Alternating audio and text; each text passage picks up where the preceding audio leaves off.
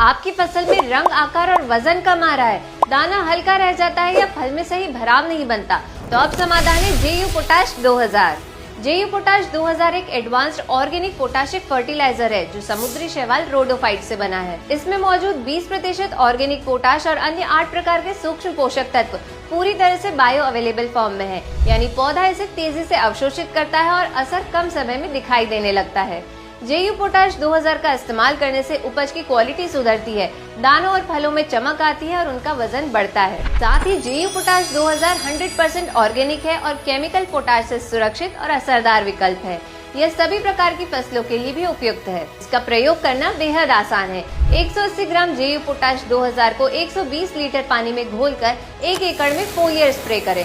Branching, फूल या फल बनने के समय 15 दिन के अंतराल में 2 बार स्प्रे जरूर करें। ध्यान रखें, इसे कॉपर वाले फंगिसाइड के साथ ना मिलाएं। तो किसान भाइयों, समय रहते जेयू पोटाश